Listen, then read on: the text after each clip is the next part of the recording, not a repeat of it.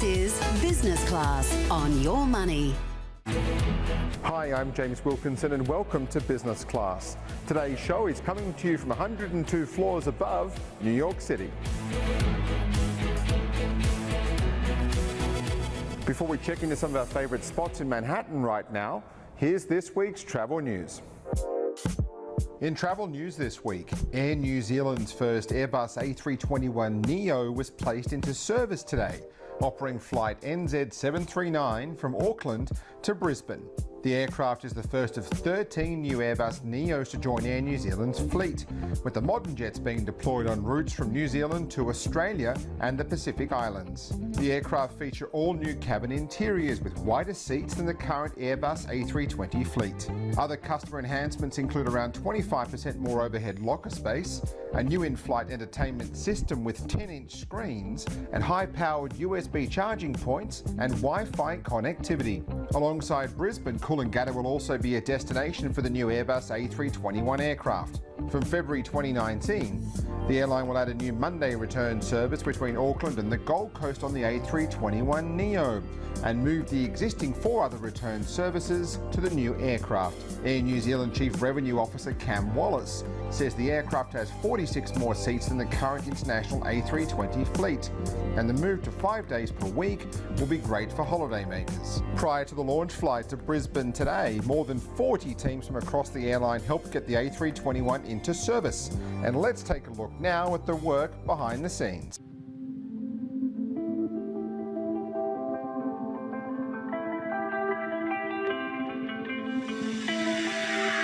Behind me you'll see our new A321neo.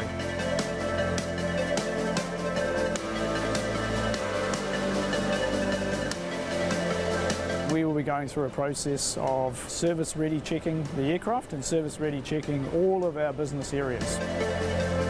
Earlier today we had the team from PaxCare who do all of our special handling and medical carriage as well for our customers, and there's a really neat feature on the A321neo aircraft which we don't have on our other narrow body aircraft, is that it can carry a stretcher for medical evacuations and for other people who are travelling for quite extreme medical situations. While we're changing the nose cones today, the black paint doesn't reflect the infrared sensors down the terminals, so that allow the aircraft to taxi in and park, so we need to replace the paint with a different paint system. So we need the aircraft fitted into the same turn time as the current A320 fleet. The 2 aircraft need to interchange seamlessly in the network. So because of that, we need to turn it in 60 minutes. This aircraft has 46 more passengers, 3 more cans for baggage, takes longer to clean, so all of that needs to be factored in, and that's what we're trialling here today.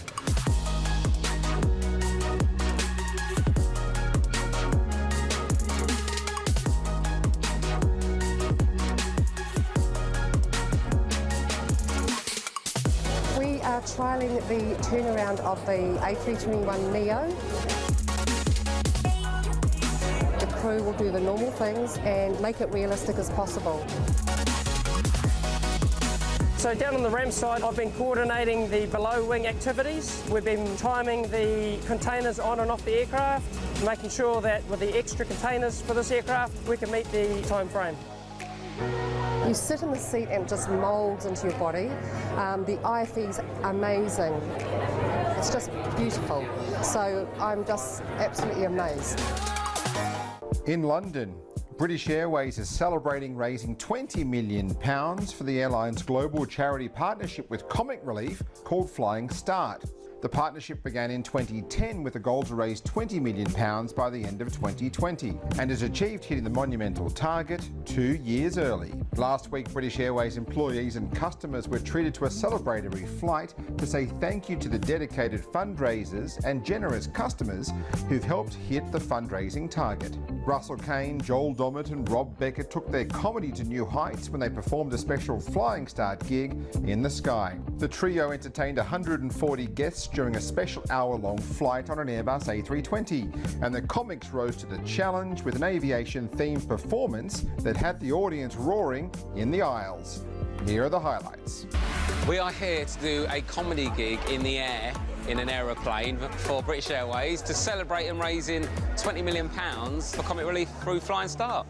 I've done some very strange gigs in my life. I've never done a gig in the sky. I've done a gig on the Isle of Skye, never the actual sky. The weirdest thing about doing a gig in the sky from a standards point of view, which no one warns you about, is that you can't see people's reactions. All you can see is their eyes over the seat. So, I mean, I could be, am I laughing at the moment? No, aggressive, hard to tell. And whoever idea it was, I hope we raise lots of money because this could be my last ever gig. £20 million can change the lives of literally millions of people and can really help us carry out our work here in the UK and in some of the poorest communities in the world. And we're basically just saying thank you. And £20 million is so much money, so well done, everybody. Ladies and gentlemen, make some noise. Raise the roof, not too much though. And welcome Joel Dommett. This is so strange. I also love that we're sat in first class and the CEO's in economy. Hello! Here we go. I'm the warm-up for the seatbelt sign. What a career high. The main message is thank you. All of you that are here because you've done something really special. So thank you very much. Alex cruising back to his seat there. The Cruise Meister General! Oh. That was the most amazing experience I've ever had. Yeah, it was a top experience, it was a good laugh, it's all for a good cause, and I think they should do it more often. I think probably the only flight we'll hear, this is a flight going London Heathrow back to London Heathrow as well, so that was quite fun. It was good to see them live in the air, so not many people can say that. Absolutely fantastic. What a great little gig. I got to do a sweet bit of material where I put my crotch in Mark Wright's face. What a dream for him and for me. The atmosphere up there was amazing. 20 million for comic release, incredible. Thank you all for coming to this gig in the sky. I've been Russell Kane. Thank you very much. Seatbelt lights now. Here in New York City, British Airways has just opened a revamped lounge at JFK Airport. Let's go inside. British Airways has opened the doors to a luxurious new first-class lounge at New York's JFK Terminal 7. The space is the airline's first long-haul lounge to showcase the new design direction that customers are already enjoying in Rome and Aberdeen. The refurbishment forms part of a £52 million investment in the British Airways customer experience at JFK's Terminal 7. At 60% larger than its predecessor and covering more than 5,480 square feet, the lounge has been designed with thoughtfully tailored zones. A new wine room forms the centrepiece, boasting a wine dispenser, which enables customers to enjoy wines at exactly the right temperature that have been oxidised to the correct level. Customers will also be able to enjoy flights of wine, a selection of different wines linked to a theme, and the current theme is Chardonnays of the world. Other features include an opulent first bar with a wide range of premium beverages and a quiet work area. Customers can also dine in the airline's upgraded dining room before they fly to maximise rest on their flight. A new boutique menu created by executive chefs Gavin McKenzie and Waylon Walker will include dishes influenced by the season, as well as a new bowl food concept designed to offer customers a chance for a lighter option before they fly. The opening of British Airways' new first lounge at Terminal 7 is one of a number of changes the airline has already made to improve the customer experience this year. The Concorde room at JFK for first customers was refreshed earlier this year, and customers flying in First and Club World now also enjoy an enhanced check-in experience at the exclusive new Premium Zone, with direct access to fast-track security. The new First Wing and First Check-In are also open to ensure a smooth start to the journey. British Airways will complete its refurbishment of Terminal 7 in 2019, after the upgrade of the Gallery's business class lounge has been completed. British Airways will complete its refurbishment of Terminal 7 in 2019, after the upgrade of the Gallery's business class lounge has been completed. Coming up after the break, business class from New York City continues. We'll be back with more business class on Your Money, and be sure to check out yourmoney.com.au. And now, more business class on Your Money. The One World Observatory is located 102 floors above Manhattan, and it offers some of the most spectacular views in the world. Let's go inside. We're here 102 floors above Manhattan at the One World Observatory, and you have an incredible view of all of New York here. We're so glad you're here with us. We have 360-degree views for 70 kilometers in every direction.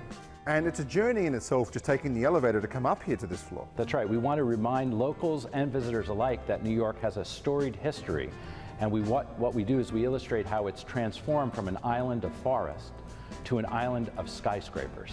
And here, of course, the crowning one at nearly 400 meters high. Nearly 400 meters high. And if you look at what you can see from up here, like we said, we can see all three New York City airports, Statue of Liberty, Ellis Island, Midtown Manhattan, New Jersey, Long Island. It's quite an incredible view. That's true.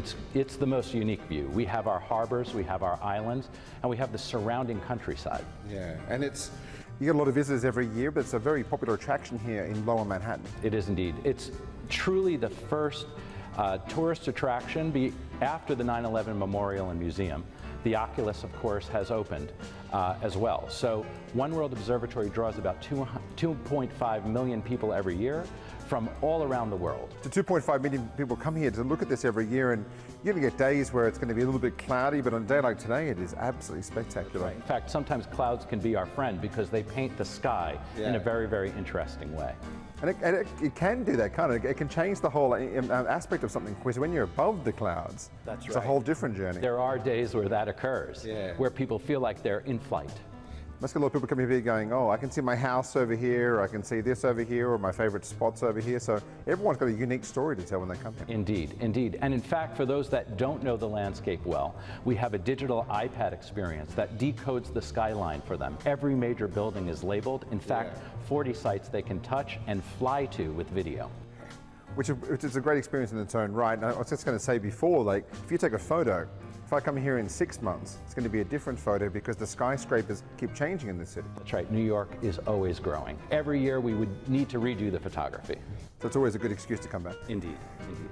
Now, around the area, like you said, Lower Manhattan's going through the roof at the moment, which is fantastic. So people are going to come down to this part of town and have quite a few things they can do now. That's right. We have we have great iconic architecture by world-renowned starchitects, if you will.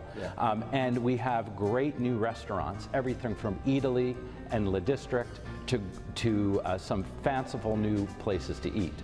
And then great shopping. Yeah, and accessible too, isn't it? It is. Every major subway line in the city ties up here. And also from New Jersey as well, and very easy if you're staying in Brooklyn. That's right. From New Jersey, you can take our PATH train or the ferries. There's actually 2 ferry stations here in downtown, and very, very easy from Brooklyn. So if we could ask you what the most popular view is of up here, what are people taking the photos of the most? I would say our bridges along the East River, the Brooklyn, the Manhattan, the Williamsburg. Of course, the Statue of Liberty and our Verrazano Narrows Bridge and Ellis Island, those are things that you can only see from here. Well, it's truly one of a kind experience, and thank you for having us. We're very pleased you came. Awesome, thank you. Here in New York City, the festive season is certainly in full swing. We catch up with the general manager of Conrad New York, Marlene Poinder, to find out about why the hotel's a great spot to stay at during the festive season. We're here at the Conrad in New York, and the festive season is upon us. I'm joined by the General Manager, Marlene Poinder. And Marlene, the festive season's here. What are some of the things you guys do during festive season? It is. The Christmas trees and decorations are going up as we speak, James. And in the hotel, we celebrate in December. We have great shopping packages that we partner with Westfield and Brookfield, and they include tours of the Oculus and some credits in some of the great retailers. In the hotel, Santa does come and visit a couple of times close to Christmas and over Christmas. And we also have a pedicab, which is great. It comes in over 3 weekends in December, and it's covered. So if it is snowing, you have a beautiful covered pedicab, and someone will drive you around the local shops in the area. So it's a wonderful treat. But we have the ice skating rink, which is available just on the Hudson River outside of Brookfield Plaza, and that is available from the 1st of December. You can actually go around skating with some American professionals.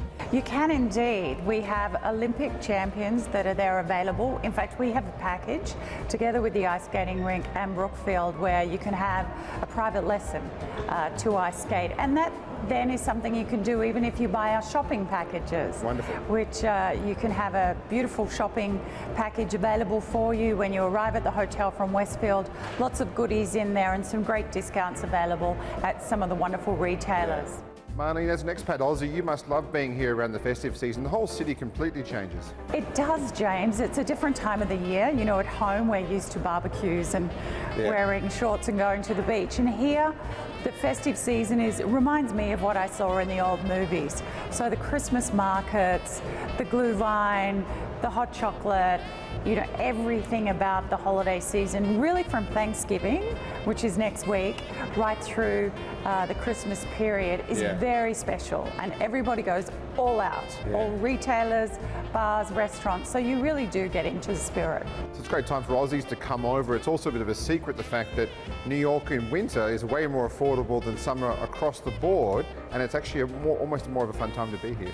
It is. It's obviously you have to have a jacket and just bring a beanie and a pair of gloves and some boots. But quite honestly, the weather really can be very different at Christmas time. If you're lucky, you will get snow like we just have, and I think that really is the fun part about being in New York when it's snowing with the beautiful Christmas decorations and everybody in a festive party mood in the whole city. Yeah, there's a good few weeks coming up in December where you can actually get a lot of bargains actually flying to New York and being in New York, and obviously so many great presents to take home afterwards with you. Absolutely. I mean, the discounts from next weekend right through to the Christmas period are really wonderful, and even though it's a busy time to buy, there are a lot of great sales on in the city. So good on both sides. Fun time to be in New York. Thank you for having us in the hotel. It is. Pleasure. Awesome.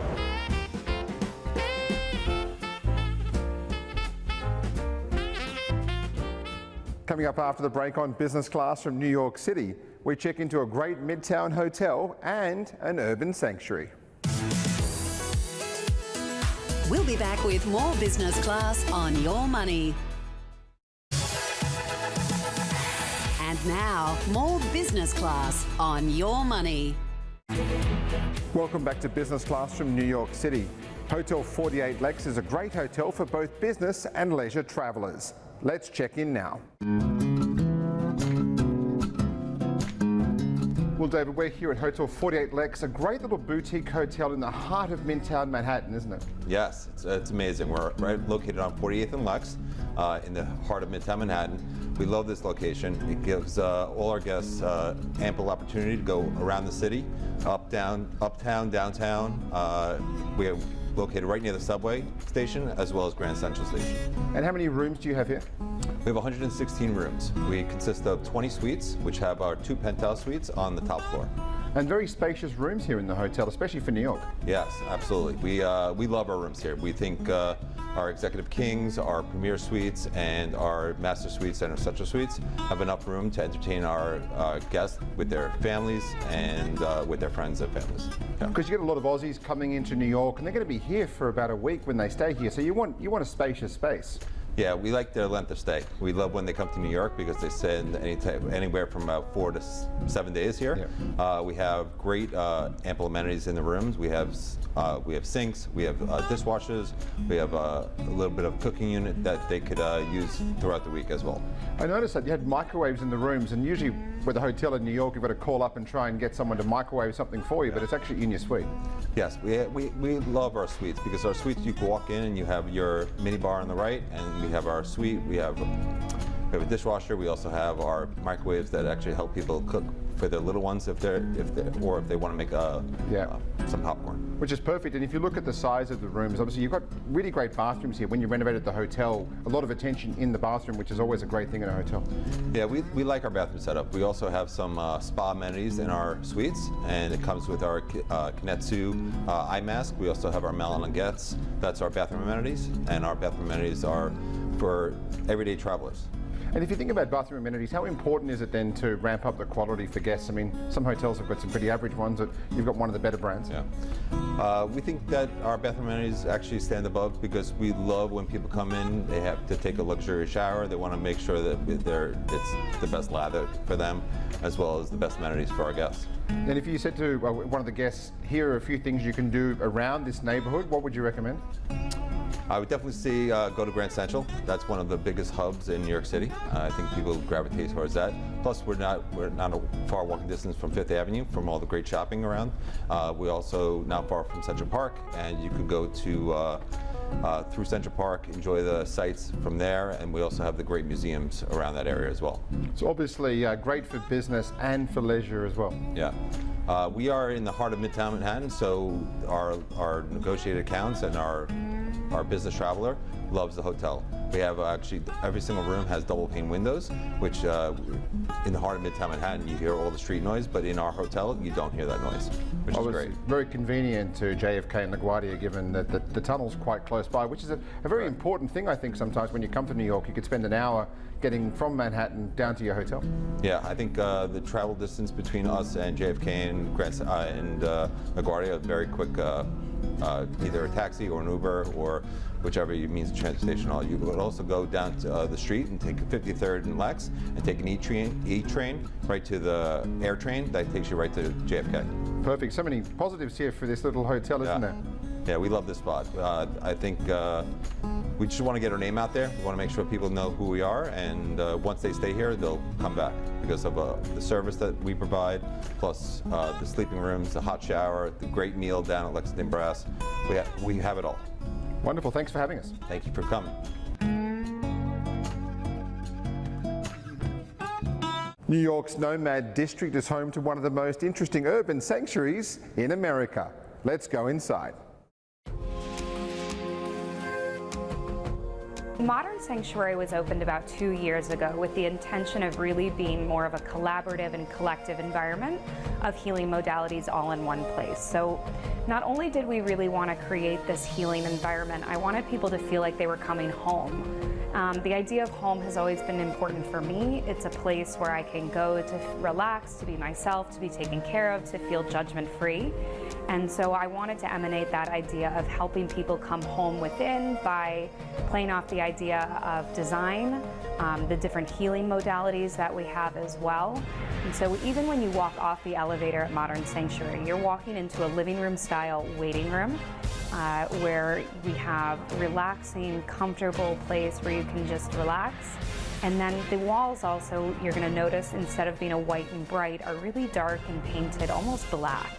The idea is to play off sensory deprivation of helping you zen out, de-stimulate from everything that's going on in New York City to just relax for a bit before you're taken off to have an experience with your practitioner or different treatment.